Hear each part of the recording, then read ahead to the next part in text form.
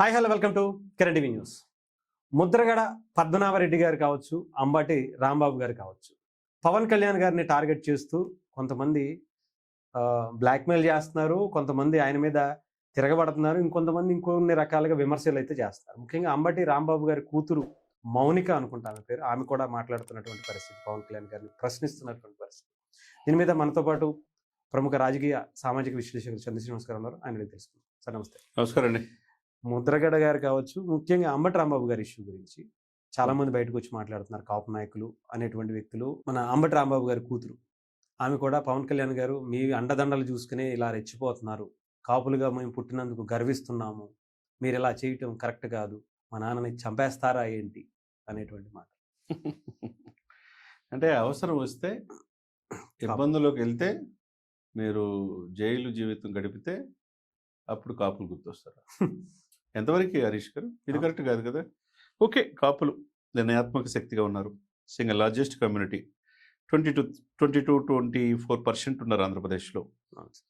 వాళ్ళు ఎవరి వైపు మొగితే వాళ్ళు అధికారంలో వస్తారనేది జగమెరిగిన సత్యం. ఆ విధంగా 95% కాపులంతా కూడా సాలిడ్గా పవన్ కళ్యాణ్ గారిని ముఖ్యమంత్రిగా చూడాలి, ఆయన ఆశలు నెరవేరాలి, ఆపుల కోరికలు తీరాలి, రిజర్వేషన్ రావాలని అనే ఆకాంక్షతో జనసేనని భుజానికి ఎత్తుకున్నారు. దాంతోపాటు ఇంకొక వైపు టీడీపీని ఎత్తుకున్నారు, ఇంకో వైపు బీజేపీని ఎత్తుకున్నారు. ఆ విధంగా ఎత్తుకోబట్టి వాళ్ళతో పాటు రాజ్యాధికారంగా దూరంగా ఉన్న ఎస్సీ ఎస్టీ బీసీలోని వర్గాలని కూడా కలుపుకొని ఈరోజు అధికారంలోకి వచ్చారు.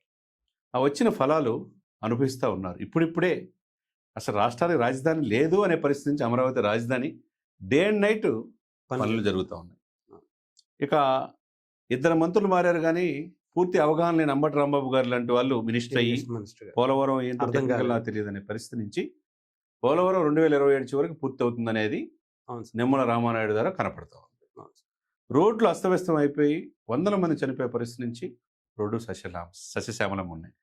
గ్రామీణ అభివృద్ధి పంచాయతీల అభివృద్ధికి నోచుకోలేని పరిస్థితి నుంచి నెంబర్ 1 పొజిషన్కి. ఇన్ని అభివృద్ధి జరుగుతా, టూరిజం డెవలప్ అవుతుంది, పెట్టుబడులు పెడుతున్నారు. అసలుకి అవకాశం లేదు అన్న పరిస్థితి నుంచి ఆంధ్రప్రదేశ్ అక్షర క్రమంలో ఫస్ట్ ప్లేస్కి వెళ్తుంది. ఆంధ్రప్రదేశ్ని చూసి నేర్చుకోలేని పరిస్థితి ఉన్న ఈ సందర్భంలో ప్రజల మధ్య విద్వేషాలు రెచ్చగొట్టి ఇష్టం వచ్చినట్లు మాట్లాడి ఇప్పుడు ఎంతవరకు సమంజసం సార్? అసలు అంబటి రాంబాబు గారు పెద్దలు, గౌరవులు, ఎమ్మెల్యేగా చేశారు, మంచి వక్త, మనం గౌరవించారు. అదే సమయంలో ఎమోషనల్ ఇన్బ్యాలెన్స్ ఉంటారు. అది బరస్ట్ అయిపోయి లకారంతో సంబోధించటం ఏ తండ్రి ఏ బిడ్డ చూస్తూ ఊరుకుంటాడండి? తప్పు ఒప్పుకొని బహిరంగ క్షమాపణ చెప్తే దాకా రాదుగా. రెచ్చగొట్టింది ఎవరు? అవతల వాళ్ళు చీపుర్లు తీసుకుని వచ్చి చేసే పరిస్థితి ఎందుకు వచ్చింది? ఇళ్ళు మీద దాడి చేసే పరిస్థితి ఎందుకు వచ్చింది? ఇది చేసింది మళ్ళీ ఆ ఫ్లెక్సీ చింపటం, ఆ ఫ్లెక్సీ కూడా మళ్ళీ ఆ తిరుపతి లడ్డు గురించి కల్తీ జరిగింది అని. సరే, ఇక్కడ లడ్డు జరిగింది ఏమైనా సిట్టు దర్యాప్తు చేసింది, బోలేబాబు కంపెనీ ఏంటి, ఎంత కల్తీ లడ్డు అయింది, కోట్ల మంది మీరు నేను ఆ లడ్డు తిన్నాం, అందరూ మనోభావాలు దెబ్బతిన్నట్టే. అది అది అది చట్టం ప్రకారం కలియుగదేవ వెంకటేశ్వరతో ఎవరు పెట్టుకోకూడదు. ఆయన ప్రసాదం పట్ల కల్తీ చేసిన వాళ్ళందరూ కూడా దేవుడు చూసుకుంటాడు వాళ్ళని. సరే, పక్కన పెట్టు. ఆ సబ్జెక్ట్ డివైడ్ చేయడానికి 60 సేదరు ఒకటి వచ్చింది, అది పక్కన వెళ్ళింది. మళ్ళీ ఇంకోవైపు అంబటి రాంబాబు చుట్టూ తిరుగుతూ ఉంది. ఇప్పుడు ఇది దేశం మొత్తాన్ని చూపిస్తానంటున్నాడు పేర్ని నాని గారు, తెలుసా? ఇది పెద్ద అన్యాయం ఉంది, దేశం మొత్తం చూపిస్తూ ఉంటున్నాడు. ఇంకొక ఆయనేమో ఆల్రెడీ మొన్ననే బయటకు వచ్చాడు, జోగి రమేష్ అయితే ప్రెస్ మీట్ పెట్టి మళ్ళీ ఆయన కూడా బుద్ధులుతాను, ఆయన మీద వాళ్ళ బ్రదర్స్ మీద బెయిల్ రద్దు చేయమని చెప్పేసి సిట్టు వాళ్ళు కోర్టుకు వెళ్ళారు. రేపు మాపు బెయిల్ రద్దు చేస్తారు. అసలు అద్దు యాపు లేకుండా ఇప్పుడు ప్రభుత్వం కూటమి ఉందా లేకపోతే వైసీపీ ఉందా అన్నట్టు మాట్లాడుతున్నారు. ఇప్పటికీ అధికారం కోల్పోయిన తర్వాత కూడా అట్లా మాట్లాడకూడదండి, అది చట్టం తీసుకోకూడదు. సరే, ఇకపోతే అంబటి రాంబాబు గారు మాట్లాడిన తప్పు 21 గంటలు విచారించారు. నల్లపొడి పోలీస్ స్టేషన్లో 2 కేసులు పెట్టారు. రాష్ట్ర వ్యాప్తంగా 10 కేసులు నమోదైంది. దురంపిచర్లు కావచ్చు, వేరే ప్లేసుల్లో. తప్పే. Rule is rule, rule for all. కాబట్టి అంబటి రాంబాబు విచక్షణ కోల్పోయాడు అనేది జగమెరిగిన సత్యం. అరెస్ట్ చేసుకోండి దమ్ముంటే అన్నాడు ఆయన. నా కుక్క కూడా రెడ్ బుక్ చూసి భయపడదు, అసలు బెయిల్ కూడా వెళ్ళనన్నాడు. మరి ఎందుకు బెయిల్కి అప్లై చేశాడు? మనలో మన మాట ఏమంటారు? బయటికి ఏదో చెప్తారులే సరే. సరే, ఏదేమైనా కానీ సరే, వాళ్ళ కూతురు డాక్టర్లు ఇప్పుడు వచ్చి మాట్లాడారు, అల్లుడు కూడా మాట్లాడుతున్నారు. ఈ పరిస్థితి కారణం ఎవరు? అసలు కాపులు ఎందుకు దీంట్లో పాత్ర? కాపు సంఘాలు ఎందుకు నోటు దొల బయటకు వస్తాయి? తగ్గించుకుంటే సరిపోతుంది. అంతే కదా! ఇప్పుడు కాపులు అంటే కాపులు ఇట్లా రెచ్చగొట్టే వాళ్ళని చెప్పి చిత్రీకరించడమా? అలా ఆయన ఆల్రెడీ అన్నారు కదా సార్, నోరేసి పడిపోతారు మా వాళ్ళు.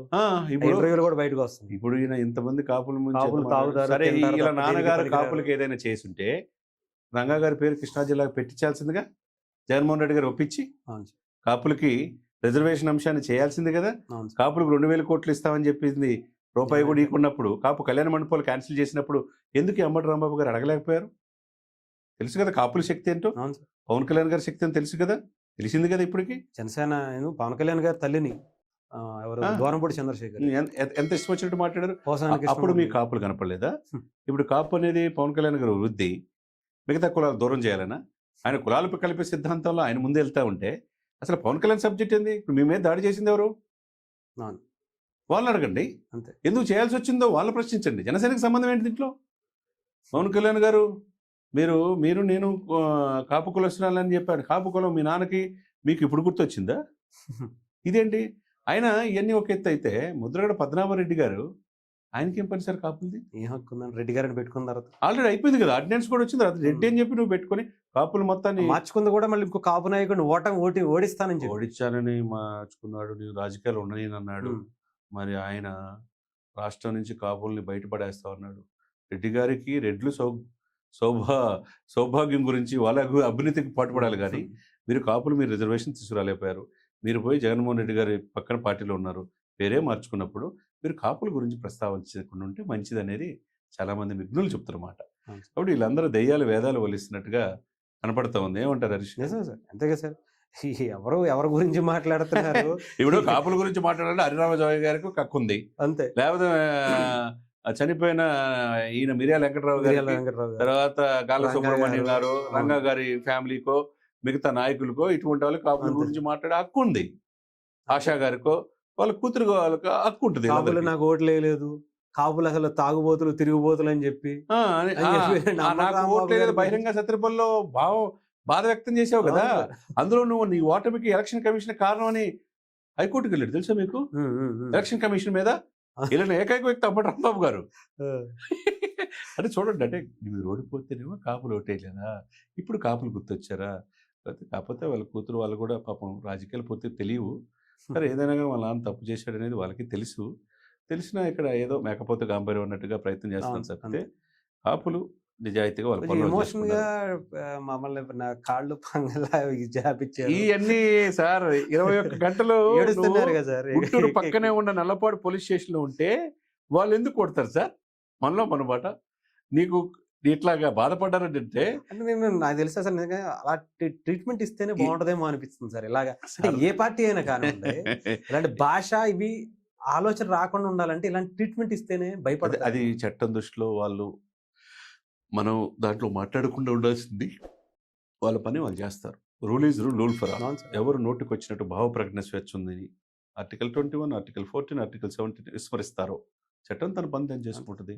ఇప్పుడు దమ్ముండి అరెస్ట్ చేశారు, రాజమండ్రి జైలుకి పంపించారు కదా. మరి 14 రోజులు రిమాండ్, మళ్ళీ జ్యుడిషియల్ కస్టడీ కావాలంటారు కదా.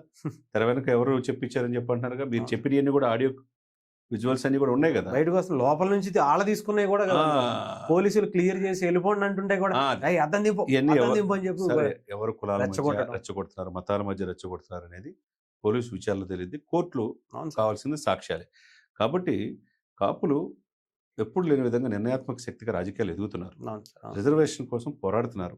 అన్ని పార్టీలు వాళ్ళ పల్లకిలు మోయటం తప్పితే పల్లకి ఎక్కే పరిస్థితి లేదు. పవన్ కళ్యాణ్ గారు యాచించే స్థాయి నుంచి శాసించే స్థాయికి రమ్మనన్నాడు. నిద్రావసరం ఉన్న జాతి తట్టి లేపన్నాడు. ఆ రోజు చిరంజీవి గారు లేపాడు, ఈ రోజు పవన్ కళ్యాణ్ గారు చూస్తున్నారు. అంబటి రాంబాబు గారు మీరు ఇంకొకటి మర్చిపోయారు, చిరంజీవి గారి జీవిత రాజశేఖర్ గారు చెప్పింది. అప్పుడు చిరంజీవి గారిని కూడా ఇలాగే వెళ్ళి మీరు ప్రెస్ మీట్ పెట్టి తిట్టండి, అది చేయండి, ఇది చేయండి అని చెప్పి వెంటబడి ఆ రోజు ప్రెస్ మీట్ పెట్టించారని చెప్పి. అంటే ఈ కాపుల గురించి వీళ్ళ గురించి ఒక నాయకుడు వచ్చినప్పుడు చిరంజీవి గారిని కానీ పవన్ కళ్యాణ్ గారిని కానీ వెనకాల పట్టుకుని కొంతమంది తెలుసా రంగా గారి ఫోటోతో పాటు అంబటి రాంబాబు ఫోటో వేసి ట్రోల్ చేస్తారు. ఇది రంగా గారు ఆయనకి ఈయనకి పోలి రంగా గారి పేరు అసలు ఉచ్చరించడానికి హక్కు ఉందా? అర్హత కూడా లేదు. అసలు మీరు మంత్రి పదవి అనుభవిస్తా మీ 5 సంవత్సరాలు ఉన్నప్పుడు రంగా గారి పేరు పెట్టమని ఎందుకు అడగలేకపోయారు? తీసుకురాలేకపోయారు? ఎందుకు వాళ్ళ కొడుకు పదవి ఇప్పించలేకపోయారు? ఎవరు ఇంకో వైసీపీ నాయకుడు పాము అని చెప్పేసి నాగపాముతో విషం ఉంది అని చెప్పినటువంటి వ్యక్తి సార్, పదవులు ఇచ్చి ఇంట్లో పార్టీలో కాపులు చాలా తెలివిగలవాళ్ళు. వాళ్ళు ఎవరి వైపు ఉన్నారో వాళ్ళకి డిసైడ్. వాళ్ళు ఇది రెచ్చగొట్టినంత మాత్రం రెచ్చిపోయే పరిస్థితి వాళ్ళు లేరు. రాజ్యాధికారం కొద్ది వేట దూరంలో ఉన్నారు.